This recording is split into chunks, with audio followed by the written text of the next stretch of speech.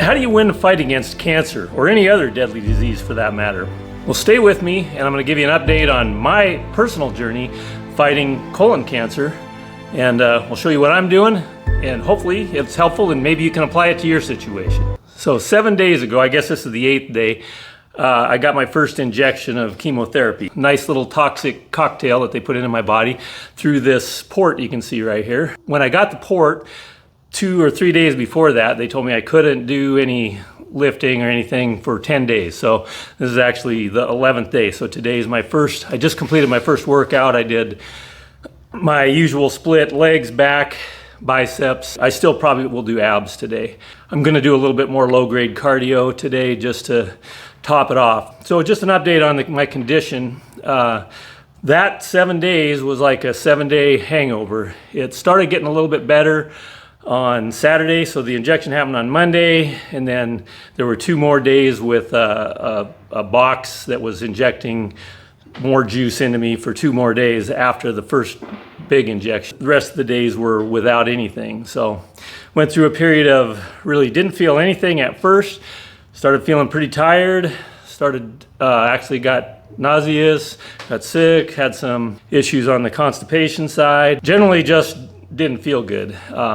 Felt like sleeping a lot. But here we are on the 8th day afterwards, and I still don't feel 100%. I did you can see the weight in the background, that was my squats. So 205 was the most I did on squats. For 8 reps, I didn't want to really push it because I've been off for over a week now, more than a week, and I don't want to make myself so sore that it's hard for me to recover from the next round of chemotherapy. But anyway, it all went pretty well. I didn't feel as strong as I normally feel, but I was able to crank out deadlifts, squats, chin-ups, bent over rows, all that stuff without blacking out or anything bad happening.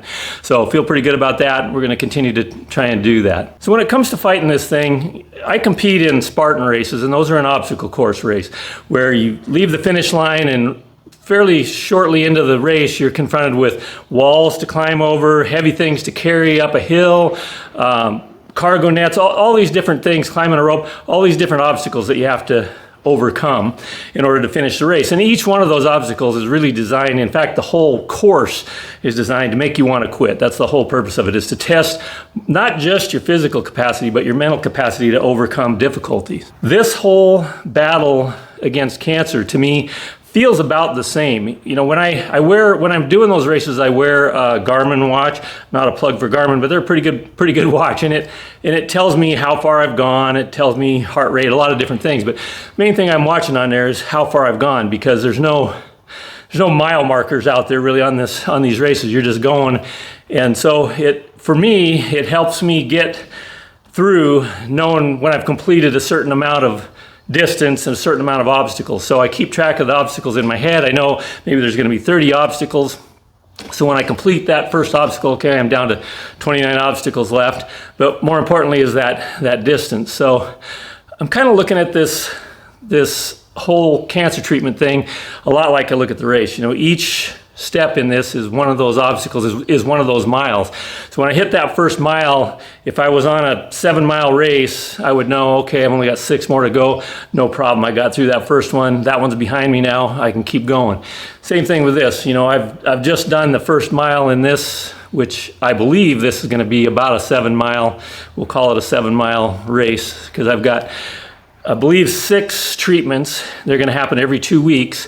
So I get a week of feeling miserable, a week of hopefully feeling good enough to work out and continue to maintain muscle mass, and then boom, right back into a week of feeling like I'm having a hangover. But one of them's behind me now. So now there's 6 more to go, and the 6th one being the surgery. And I'm hopefully, once that's done, then it's just recovery from that, and back to building back up and getting back in the race again. It's another story, another thought process I like to share with you for fighting through a difficult challenge like this is, you remember the story of, most everybody knows the story of Noah's Ark. The animals were allowed on the boat 2 at a time.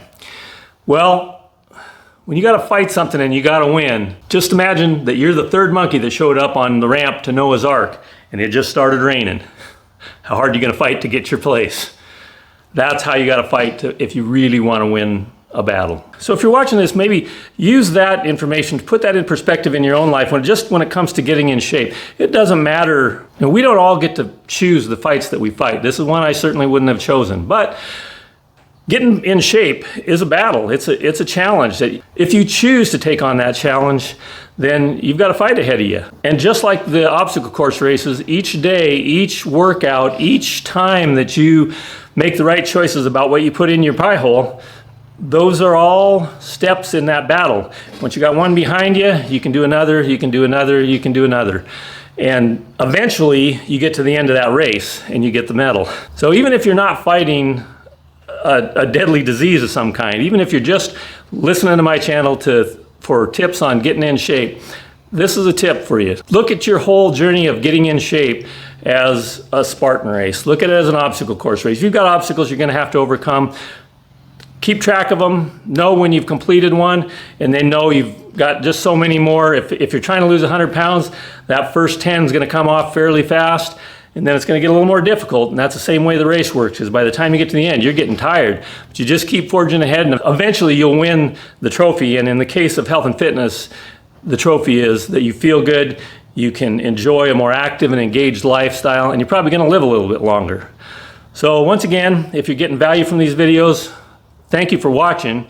Please share them and subscribe, because it helps my channel. And see you on the next one.